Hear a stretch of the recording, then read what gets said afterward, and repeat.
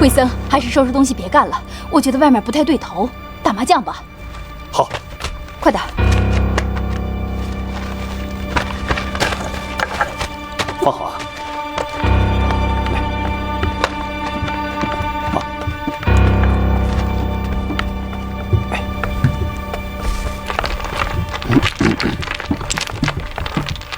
哎，祝福。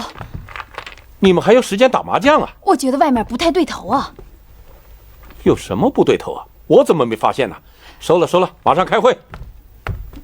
哎，真的有情况，赶快转移。我去看看。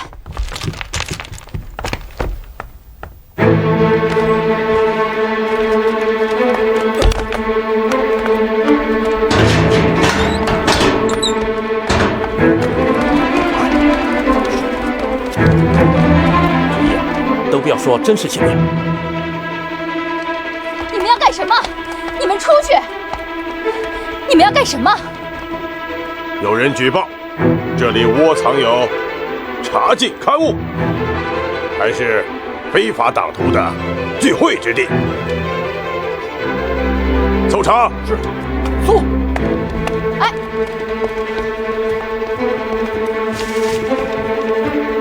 你叫什么？王谭福。谁是陈独秀？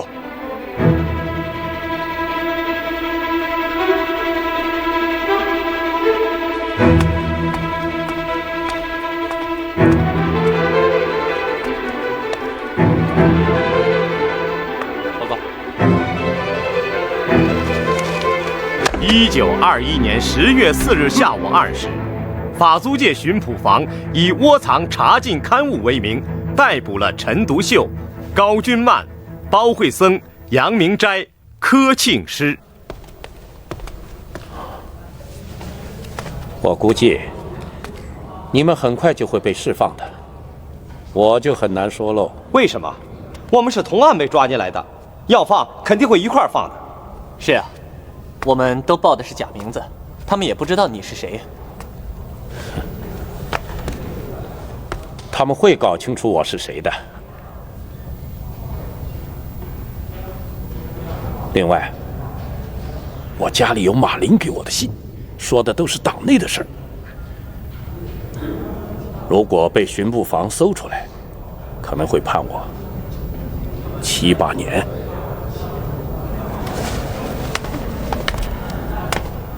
您别太悲观。不是悲观，事实如此。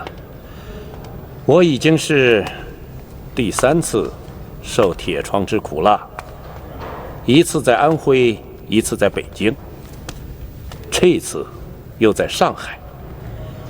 没想到啊，这一次会这么轻而易举地被抓进来啊！唉，真有一种出师未捷身先亡之感呐。先生，别这么想，张国焘不是逃出去了吗？我相信他们会想办法营救我们的。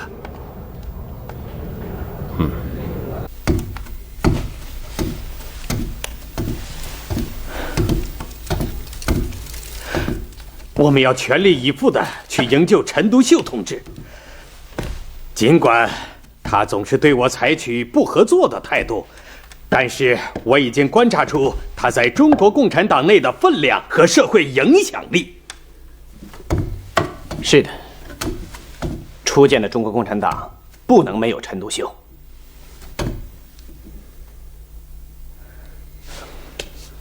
这样，你去找关系，活动上海的社会名流，请他们出面保释陈独秀同志。我去找上海著名的法国律师巴赫，请他出面与巡捕房交涉。如果能请动他，可就太好了。就连法国租界工部局都怕他3分。只是请他的费用实在太高了。钱不是问题，用共产国际的经费，能营救出一个国家的共产党的书记，花多少钱也值得。好，我们就这么办。我去了。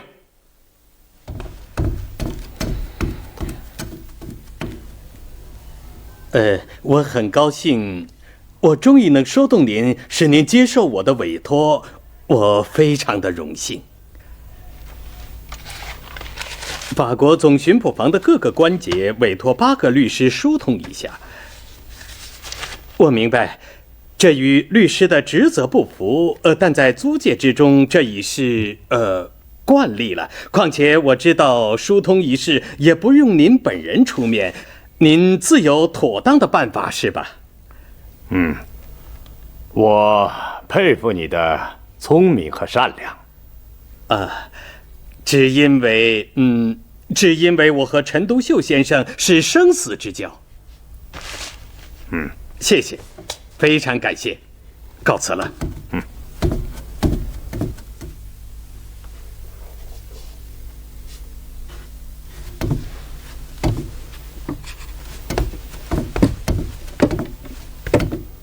先生找我。上海李达来电，呼吁出面营救陈独秀。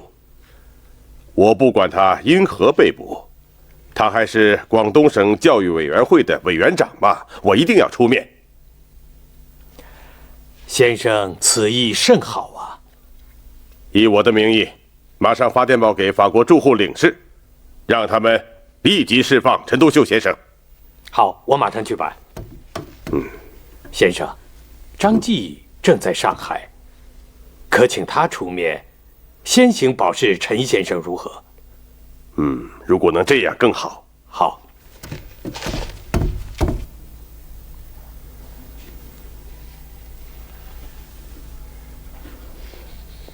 进去吧。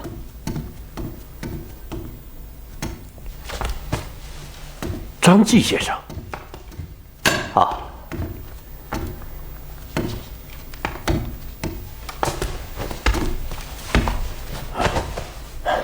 中府啊，放心吧，没什么大事。怎么动了你的大驾呀？嗨，孙先生的驾都动了，我算什么驾呀？他已向法国领事拍了电报，还吩咐我出面保释你。他们在我家搜出了新青年呐。想办法大事化小，小事化了吧。化得了吗？孙先生是广州的非常大总统，可不是上海的非常大总统。孙先生在上海的追随者也不计其数啊。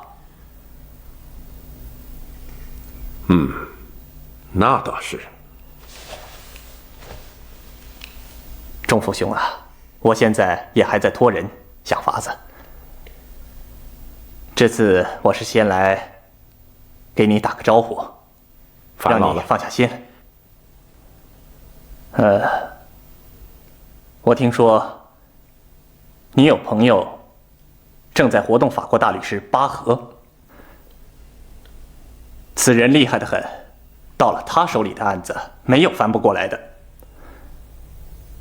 若是能够请他出面，事情就有80%了。恐怕我不值得他出面。请问你以什么罪名逮捕陈独秀先生？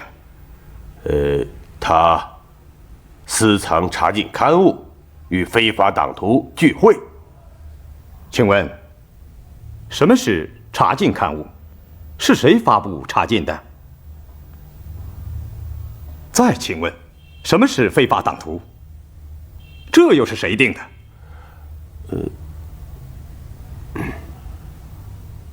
你是上海法租界工部局巡捕房的巡长，不是中国的警长。在法租界里，你是按照中国的法律办案，还是按照法国的法律办案呢？我们法兰西是一个自由的国度，言论出版是自由的。马克思作为一个思想家、哲学家，在法国出版他的著作还少吗？你听说哪些被查禁了？关于你说的非法党徒，纯属猜测，毫无证据。朋友们在一起打打麻将，在中国比比皆是，怎么能说是非法党徒聚会呢？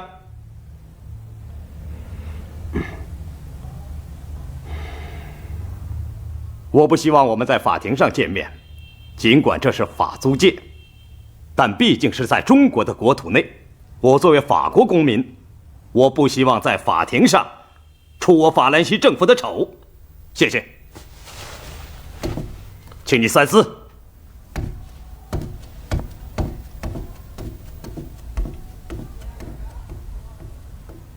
马林，你好，你好，你好。哎呀，我知道，为了迎接我出狱啊，你不顾自己的危险，到处奔走啊。哎呀，谢谢你啊，马林同志。你还给我请到了法国大律师巴赫呀。啊，对了，你还花了不少钱，打通了会审公堂的各个环节，最后还替我交了1000块钱罚款。这些不用说了，我不是在营救你，我在营救中国共产党的书记，不管他是姓陈还是姓其他的姓。中国有句古话叫做“患难见真情”啊！啊，在荷兰也有同样的话。哎呀，好，来，好。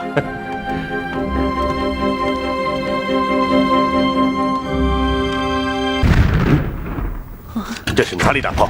怎么这么近呢？孙先生，陈炯明叛变了，这是他的军队在炮击总统府。不会吧？1922年6月15日夜，陈炯明终于公开叛变孙中山先生领导的民主革命，并且直接向广州观音山孙中山大总统府开炮了。这个狂妄的孙大炮，大概根本不会想到陈炯明会叛变吧？他的北伐计划一定会受挫的。孙中山先生是过于自信了，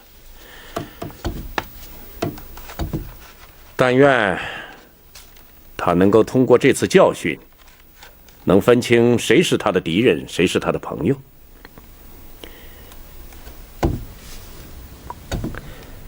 不过，通过这次事件，也许为我们党和国民党的平行合作创造了条件。他的生死还难保呢，我们跟他谈什么平行合作？你也不要过于偏激了。我们还是希望孙中山先生能够脱离险境，即使他不在了，国民党仍然是中国的第一大党。好了，不谈他了。我们谈谈党的第2次代表大会的筹备工作吧。好，我看就以您起草的《中国共产党对于时局的主张》为依据，再深入地讨论一些具体问题吧。最近列宁的关于民族和殖民地的见解对我有很大的启发呀。这次党代会很有必要从我国国情出发，制定一个中国革命的最低纲领和最高纲领。最低纲领嘛，就是现阶段的中国民主革命阶段的这个纲领：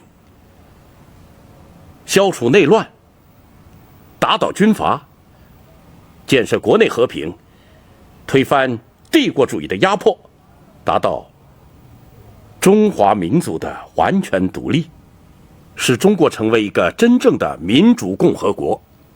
哎，这不是和孙中山的主张很相近了吗？这正是我们党能够和国民党携手合作的基础。我们的最高纲领是为共产主义社会的实现而奋斗，这一点孙先生大概是不会赞同的。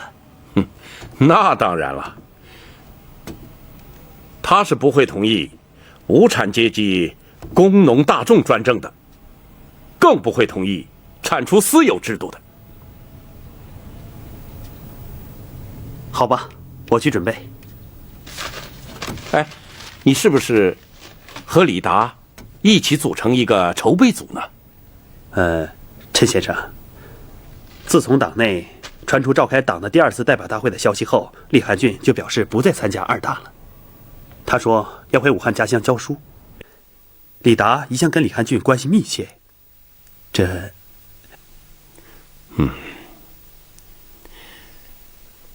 我不希望看到，在我们这个不大的党内再存在什么小的派别。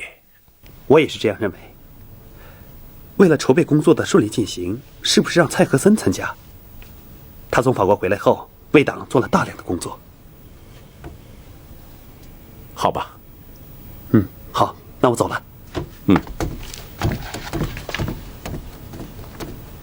中国共产党的第2次全国代表大会是在上海南成都路普德里625号李达寓所召开的。12位大会代表代表着全国195名党员。大会宣言由陈独秀执笔，提出了党的最低纲领和最高纲领。为了实现党的最低纲领，又通过了民主联合阵线的决议案和中国共产党加入第3国际决议案，选举出陈独秀、邓中夏、张国焘、蔡和森、高君宇为中央执行委员会委员，中央执行委员会选出陈独秀为委员长。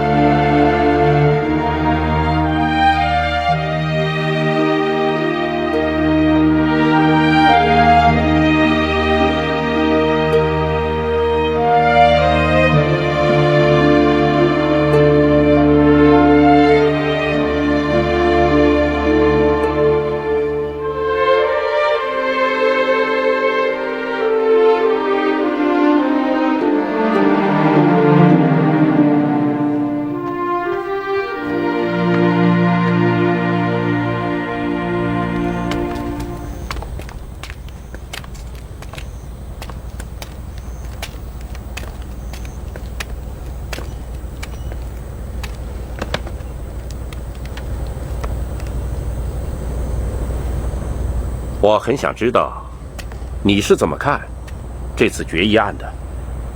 昨天的会议是闭幕了，可我这眼皮子一夜未闭呀。这些决议案，我不是都举手了吗？哎，举手，并不等于完全没有异议啊。像我吧，心里最有疙瘩的是加入第3国际的决议案。全世界的共产党五指合拢，共同打击帝国主义。哎，这当然是有力量啊。可是，一定要我们中国共产党成为第3国际的一个支部？哼，什么都得听人家的吆喝。其实啊，也就是听苏联共产党的吆喝，这怎么行呢？太上皇的体制维持不长。是啊，于情于理皆为不通。中父，说实话，我心里最存疙瘩的，倒是那个民主联合阵线决议案。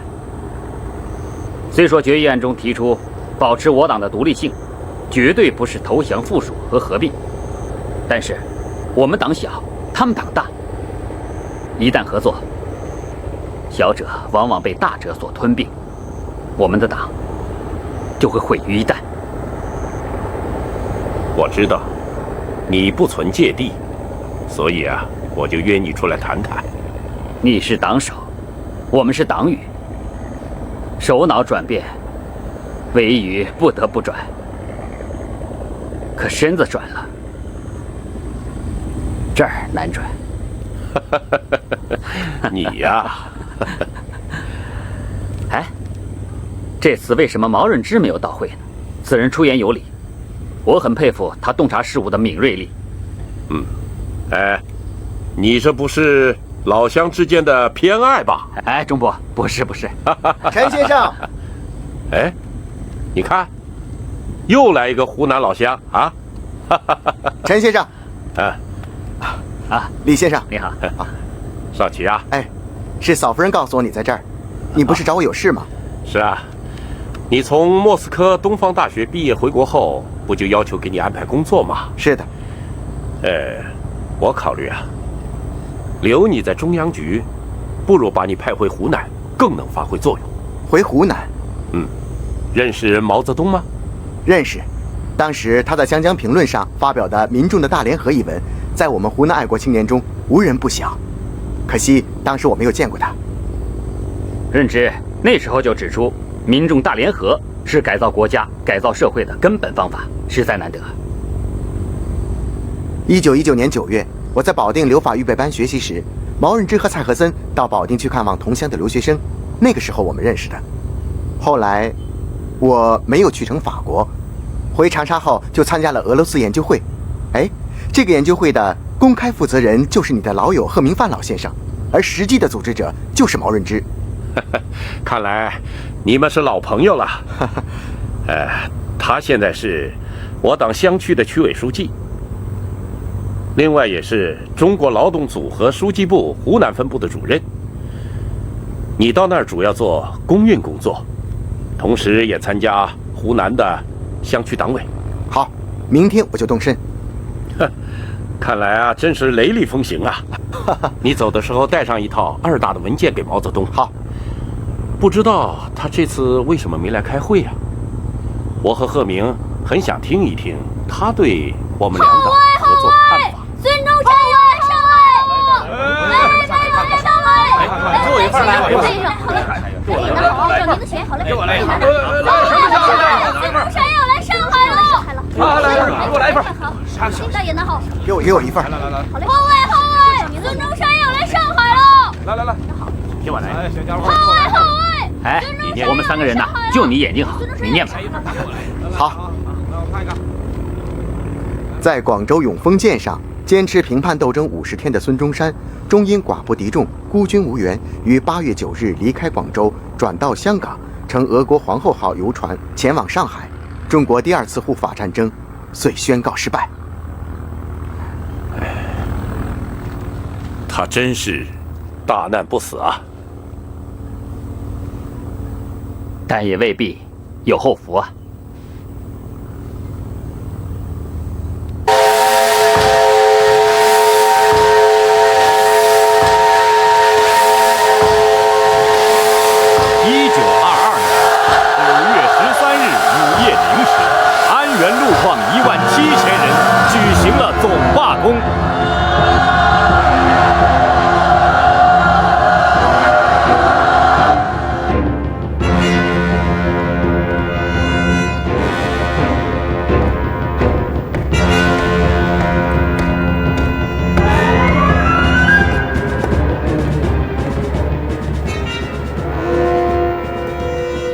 黑匡，快去请示黎总指挥，刘代表谈判去了，我们怎么办呢？是啊，好，快！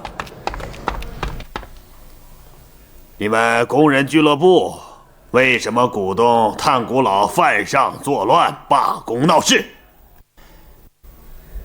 犯上作乱是要杀头的。司令大人，你搞错了吧？我搞错什么了？你错把谈判厅当成了审判厅。我是你邀请来的谈判代表，是来和你谈判的。如若审判，也应该是17000的安源路矿工人审判你无法无天的路矿当局。你放肆！放肆的是路矿当局。你们一连几个月不发工饷，工人们饥饿至极，难道连要口饭吃的权利都没有吗？工贼的棍棒，坑道的瓦斯，不停的冒顶事故，我们死了多少工人兄弟？难道我们连喊一声要饭吃、要活命的权利都没有吗？你马上叫工人给我复工！不答应3个条件，绝不复工。不复工，我就拿你开刀，把你这炭谷老代表就地正法。你杀了我1个代表，我们还有17000个代表，你杀得完吗？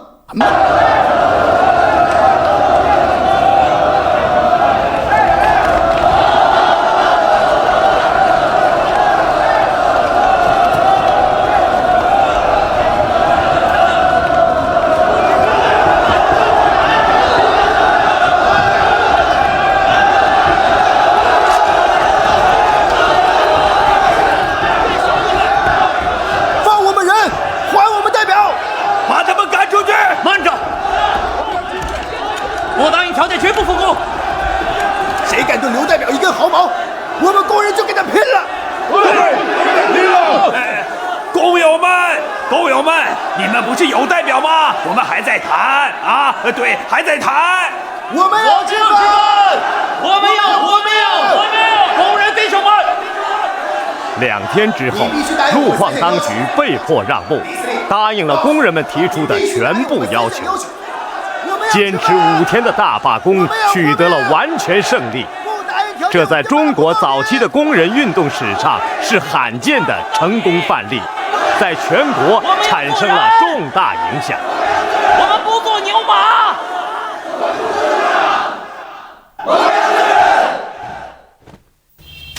看看吧，这是湖南的李立三、刘少奇写的关于安源大罢工的报告。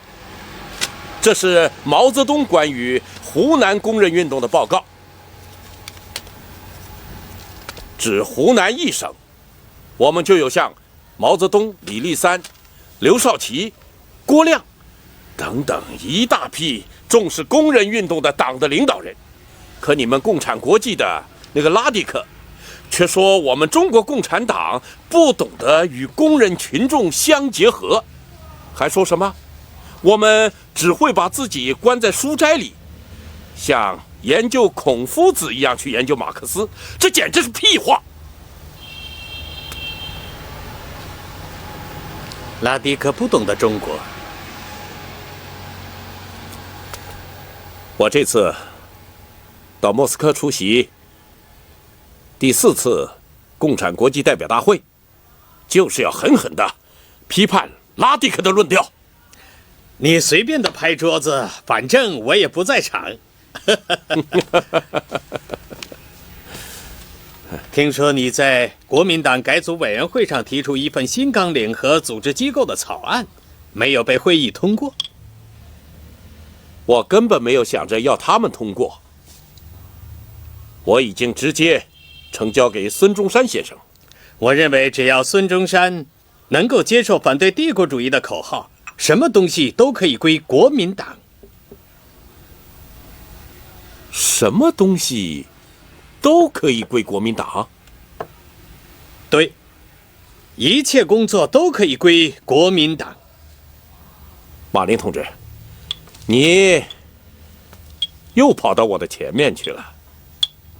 一切工作要是归了国民党，那么我们中国共产党的独立性体现在哪儿呢？我们还要不要保卫我们中国共产党的独立性呢？我不跟你争论，我学会了李大钊同志的工作方法，让你去想。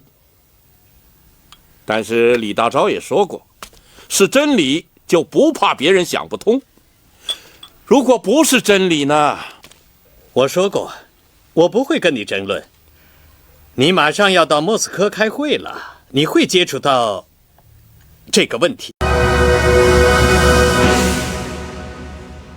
来，仲父兄，薄酒一杯，为你远道归来洗尘呐！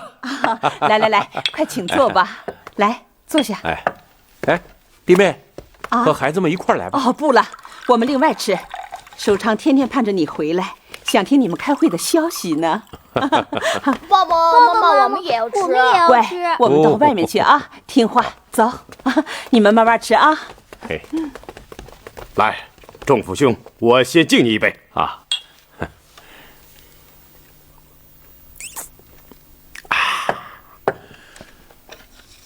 守常啊，这次在莫斯科参加共产国际的第4次代表大会，我是受益匪浅呐。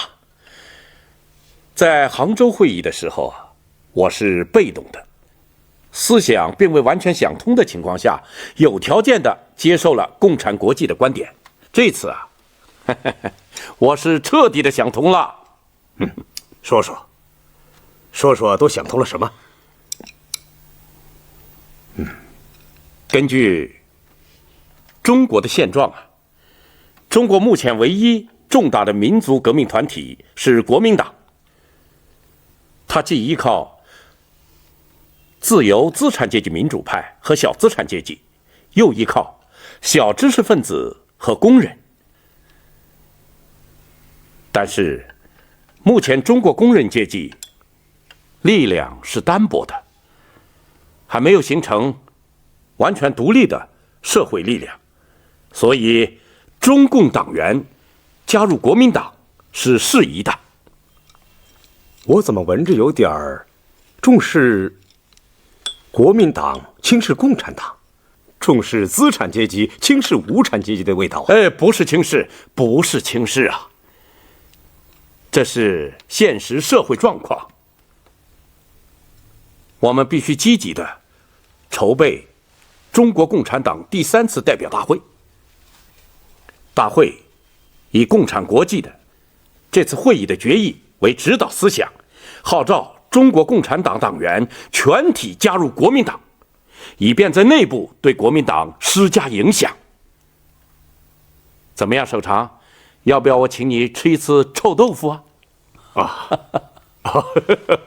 不用，离3大还有一段时间。我会认真考虑的。来，喝酒。当陈独秀带着关于中国共产党与国民党的关系问题的决议回到北京后不久，1923年2月4日，京汉铁路全线工人举行总罢工。2月7日，直系军阀吴佩孚调集大批军警对工人进行了血腥镇压，造成50多人死亡，300余人受伤。这就是震惊中外的2七惨案。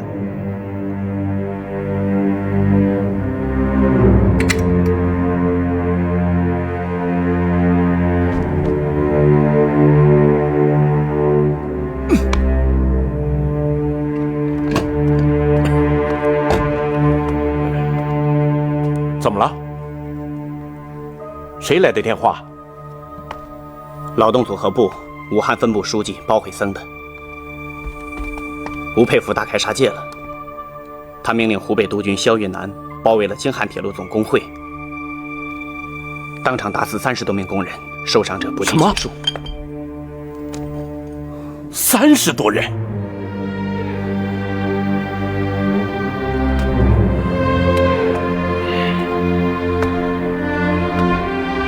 帝国主义、资本家、军阀、官僚联合起来向我们工人阶级进攻了。可中国工人阶级的力量太弱小了。失败的教训是惨痛的，但是我们不能因此丧失信心和毅力。陈委员长，我想借此事件，由各省的劳动组和书记部分部组织全国性的示威活动。1923年6月12日，中共第3次代表大会在重新设立了孙中山革命政权的广州召开。出席的代表40人，代表着全国420位党员。会议中心议题是国共合作、中共全体党员加入国民党的问题。这是我们中央和共产国际代表一起讨论过的问题。我们决定劝说所有的党员加入国民党，因为这是孙中山和国民党所接受的与我们共产党唯一的合作方式。如果我们解决了在革命发展中的这个重大问题，就能够在孙中山这面颇有号召力的革命旗帜下，通过国共两党的共同努力，达到迅速的推进民主革命的目的。这有利于国民党的改造，使国民党获得新生。这也有利于中国共产党从低落的工人运动中走出来，在广阔的革命天地中发展自己。听了陈委员长对关于国民运动及国民党问题的议决案的解释，我认为反帝反封建的国民革命是当前中国革命的重要任务。但是不要忘记，共产党还有它特殊的任务，那就是领导工人运动同资产阶级做斗争。这2个任务同等重要，应当同时进行。如果脱离了建立统一战线的任务，只能导致孤立我们自己。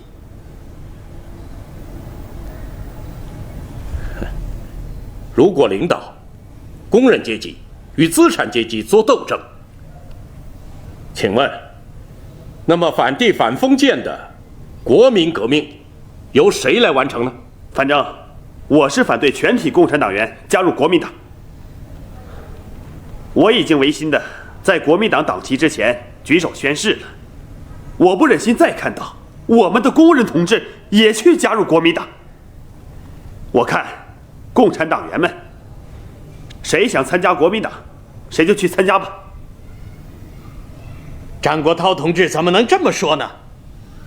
这是党的决议，怎么能说谁想参加谁就参加呢？这不成了无政府主义的论调了吗？还有党的纪律吗？现在不是正在进行讨论吗？党内的民主在哪儿啊？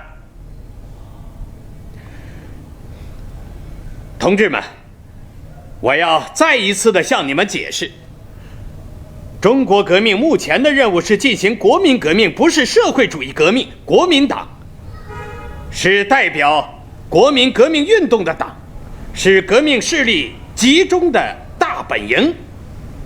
共产党和工人阶级现在都很弱小，还不能形成独立的社会力量，因此我们要参加国民党，才能增强国民革命的力量。我想提出，在议决案中应当明确无产阶级在民主革命中的领导权的问题。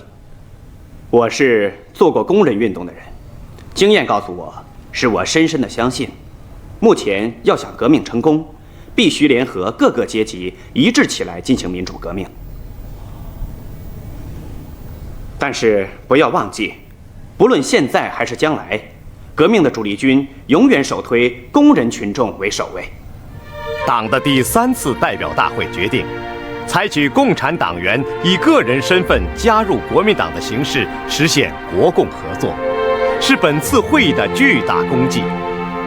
在讨论中，多数代表批评了张国焘不愿与国民党合作的错误意见，也不赞同马林、陈独秀一切工作归国民党的主张。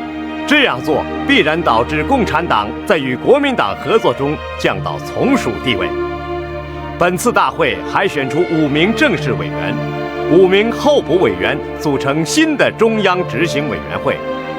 中央执行委员会选出陈独秀、毛泽东、罗章龙、蔡和森、谭平山组成中央局，陈独秀为中央局委员长，毛泽东为中央局秘书，罗章龙为会计，负责党的日常工作。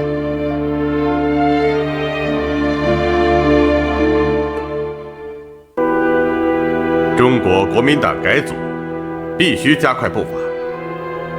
此一改组计划，共产党方面已决定全力相助。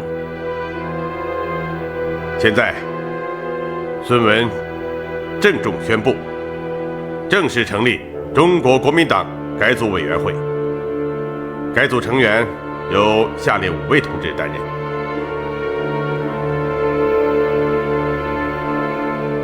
这5位成员就是今天在座的廖仲恺、王精卫、张继、戴季陶、李大钊。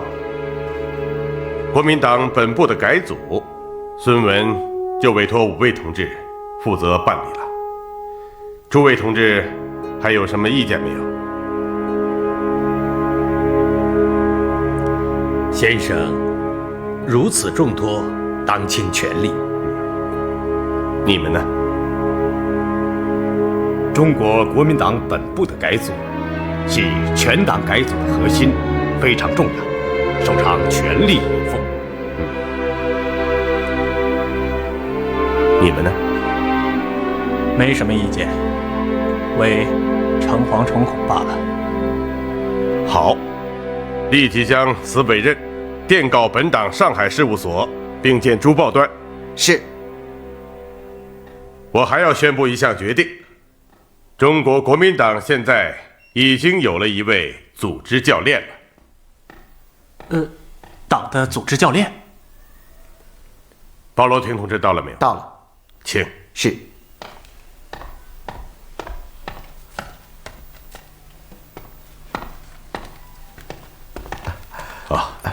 你好，好，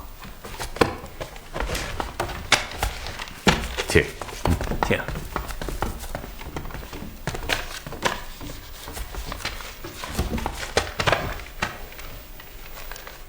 鲍罗廷同志是苏俄政府因我再三邀请，派来担任我的政治顾问的。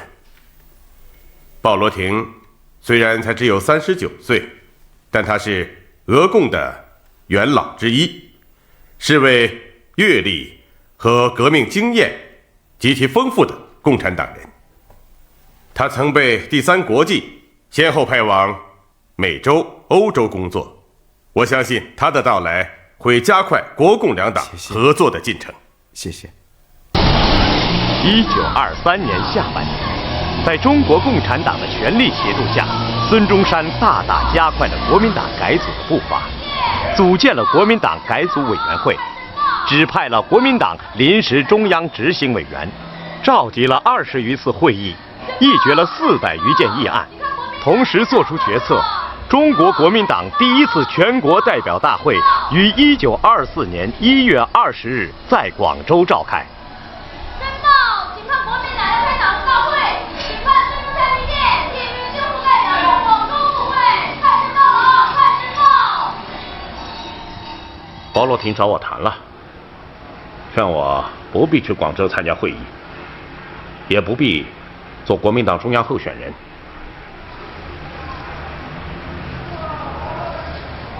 国民党开全国代表会，史无前例，倒是非常重要的。你是老朋友了，了解我。我仲甫并不是一个喜好出头露面的人物啊。我提议让守常去，让他做国民党中央的候选人。我这个人呢，目标大。杜长呢又不会转弯，容易招怨坏事。守常确实比你沉稳，你说的对。此次会上要表决通过联共案，他去呢，能把事情办好。毛润之也去，这个人啊，脑瓜子灵活，弯道多，他能配合好守常。哎。是不是那些俄国人不放心你啊？那倒不是。仲甫啊，虽说这江山易改，秉性难移，这该移处啊还得移。譬如说，你跟君曼，毕竟是患难夫妻，别提此事。他都找过我6次了，每次都是哭着来的。别再提此事了。你如今是一党之主，你不能正己，又如何正人呢？如果我没有猜错的话，他就在你处。当然了，不然我为什么请你来啊？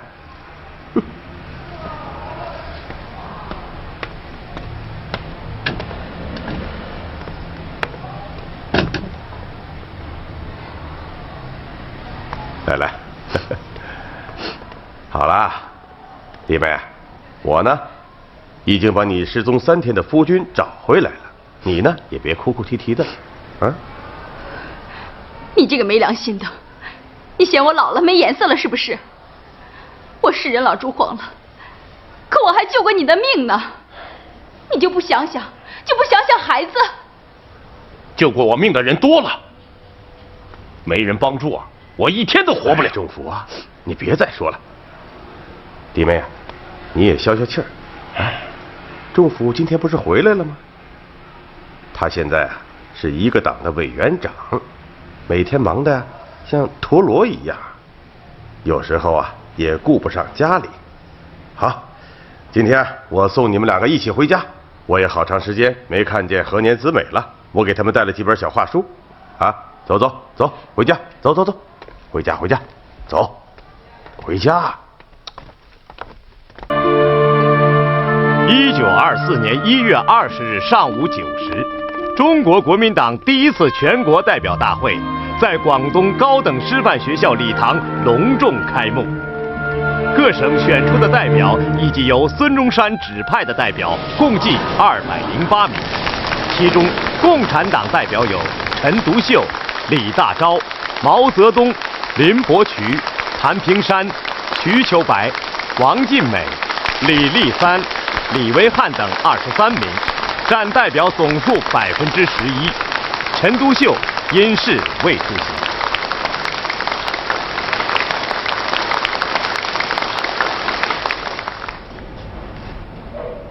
革命党推翻清朝第一次成功是在武昌，那天的日期是双十日。今天是民国13年的1月双十日，所有这个会期同武昌起义的日期都是民国很大的纪念。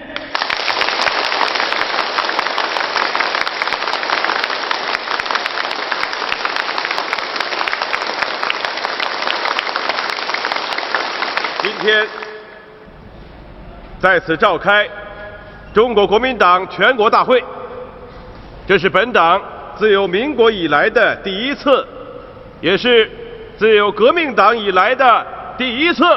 中国国民党万岁！中国国民党万岁！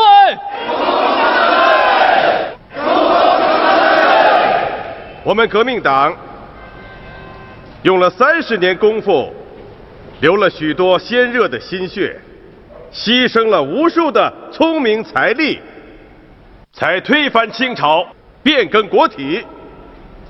但在这30年中，我们在国内从没有机会召开全国国民党大会，所以今天这个盛会是本党开大会的第一次，也是中华民国的新纪元。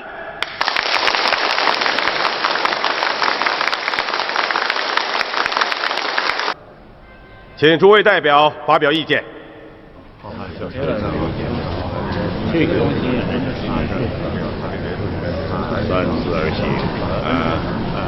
你看呢？104号提议，提议本次大会主席团人数5人，5位同志均由总理指派。这好。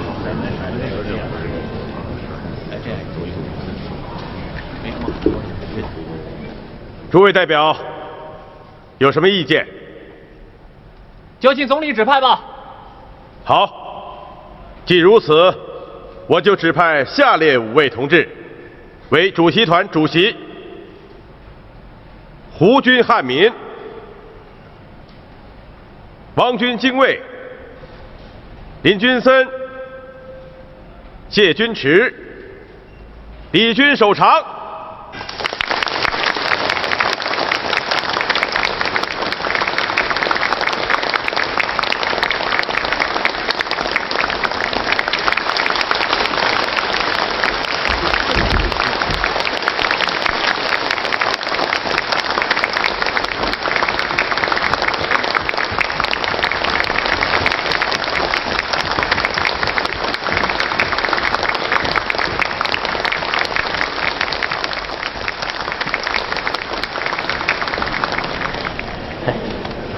李军守常就是这个人，就是他，他就是共产党，北方共产党头目。总理糊涂了。去什么？我就是要说，总理糊涂了。国民党、共产党如沙与石，如何能混合？关于中国国民党的章程草案就说明到这儿。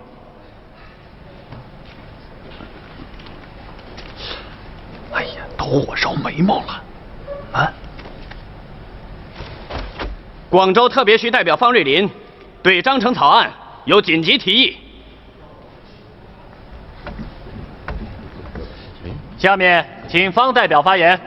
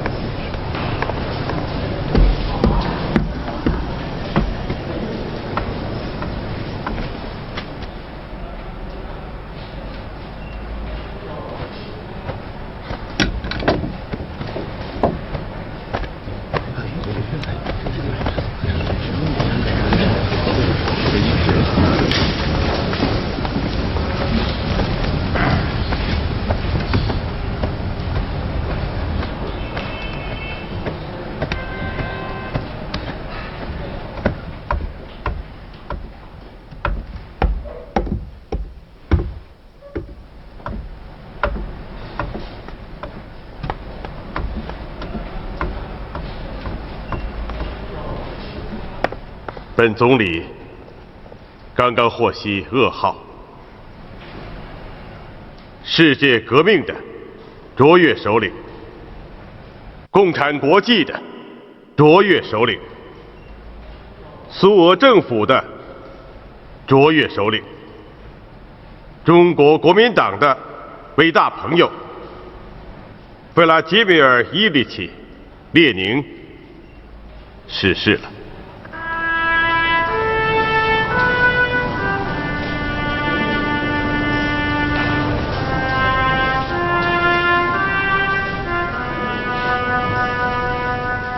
列宁先生去世，与俄国和国际上会产生出什么影响来？我相信是绝没有的，因为列宁先生之思想、魄力、奋斗精神，一生的功夫全结晶在俄共党中。他的身体虽不在，他的精神却仍在。此即为我们最大之教训。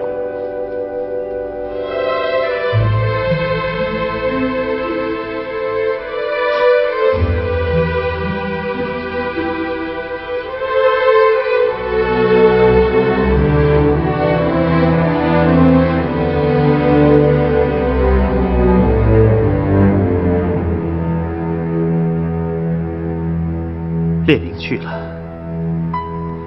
我一直在想，列宁在病中接见我时问我，共产党是否能与国民党合作的话，是否是随便问一下？列宁是不会随便向人提问题的，特别是对你这位共产党的中央委员。当时我也在莫斯科，列宁把同样的问题提给了国民党代表张秋白。当时无论是在苏共党内，还是我党在莫斯科的同志都认为，列宁提出了一个关键性的问题，他指出了中国革命应该怎样走的方向。我只是对我们陈委员长的机会主义。秋白，说严重了吧？我认为陈委员长和马林同志在理论上不够完整，或者说对国共合作理解不透，所以造成一些偏差的决定。诸位，我们来是参加国民党一大的，至于我们党内的问题，现在不是争论的时候，而且是党已经做过决议的事。中国革命的道路怎么走，谁也没有现成的经验，都需要不断摸索前进，甚至于还会碰一鼻子灰，再寻找道路前进，这都是可能的事。可是，让我们加入国民党，实在是为难我们。这些日子以来，我一直有受气的感觉，而且是里外受气。要说里外受气，我恐怕是首当其冲了。来这里之前，有位党内的同志对我说，你手长去参加国民党的代表大会，最好用你自己的名义去，不必用共产党员的身份去参加。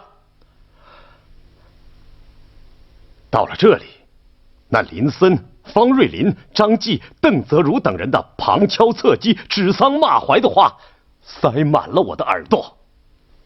李先生啊，我观察孙中山先生在实行国共合作以来，国民党内部啊动荡很大呀，可以说是正在分化。以廖仲恺先生为首的一批国民党员，是坚持拥护孙中山改组国民党，实现国共合作的，是国民党中的左派。而右派呢，是林森、邓泽如、张继那么一伙。我感到啊，他们在会内会外活动的很猖狂，我们应当反击他们，以保证国民党一大的成功啊！对，应当反击，不然要我们共产党人加入国民党干什么？我们应该打击右派，发展左派，促使国民党向着革命党转化。记得我们在船上说的话吗？我们要向天边呐一缕彩霞，烧红国民党中的左派，烧掉国民党的右派，那一团团黑云，迎来的不就是明天的艳阳天吗？对，本代表紧急提议，在国民党章程第1章第2条之后，务必再增加1条，内容为本党党员不得加入他党。为什么？理由很简单，一个党员只能有一个党籍。如果有了一个以上党籍的人，必须脱离一个，要么加入这个党，不能骑墙，不能跨党。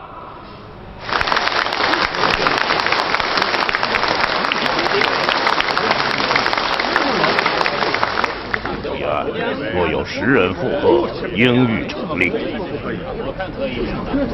不行，绝对不行！我看没。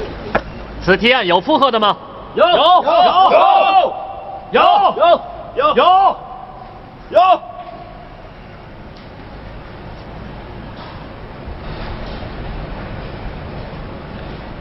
广州特别区代表方瑞林之本党党员不得加入他党提案，附和者已达10人以上，宣布成立，可予以辩论。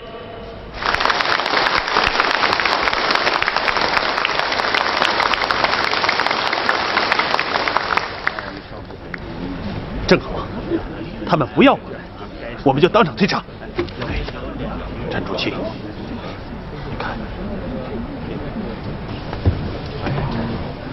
我要发言。现在将由大会主席团主席李守常发言。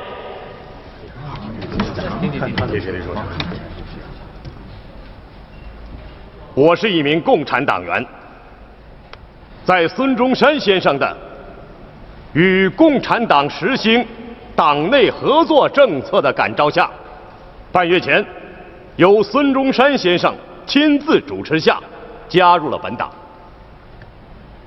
我感谢孙中山先生和先进朱同志以欢迎的态度，给了我为国民革命工作尽其绵薄的机会。你们反映出的革命热诚和精神，使我敬服。在半殖民地的中国，要想摆脱帝国主义和军阀的双重压迫，非依靠全体国民的力量进行国民革命不可。而想取得国民革命的成功，非有一个统一的而普遍性的国民党不可。而国民党是目前国内唯一有历史、有主义、有领袖的革命党，是唯一能负起解放民族、恢复民权、奠定民生重任的政党。所以，中国共产党人才毅然加入国民党的。我等加入本党，是为有所贡献于本党，有所贡献于国民革命的事业而来的，绝不是为取巧讨便宜，为借国民党的名义做共产党的运动而来的。因为国民革命的事业便是我们的事业，本党主张的胜利即是我们的胜利。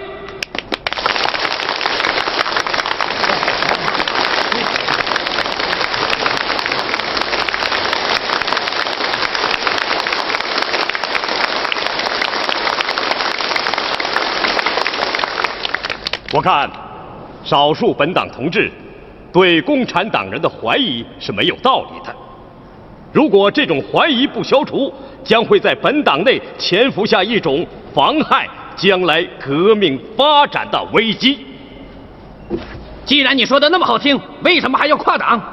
这不是党内有党吗？对。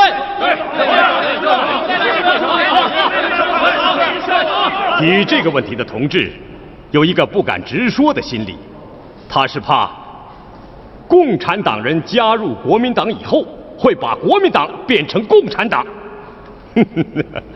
大家想一想，共产党人加入国民党是接受国民党的党纲的，并非强迫国民党接受共产党的党纲，这怎么能存在共产党改变国民党的问题呢？至于说跨党，共产党员是以个人名义加入国民党的，不是以团体的方式加入的，这可以说是跨党，但不能说是党内有党，因为中国共产党是共产国际的支部，不能把一个世界组织纳入一个国家的党内吧。共产党人可以加入国民党，从事国民革命运动，但不能因此而脱离国际组织。如果脱离了，那对本党是不利的，可以说还会带来莫大的损失。我们从事的革命运动是国民的，但同时也是世界的。加入国民党的共产党人跨党，是经过孙中山先生允许的，是光明正大的行为，不是阴谋诡祟的举动。讲得好。1924年1月28日，郑重载明联共政策的中国国民党章程胜利通过，这是国民党第一次全国代表大会所取得的辉煌成果，标志着中国民主革命史上国共两党第一次合作正式实现。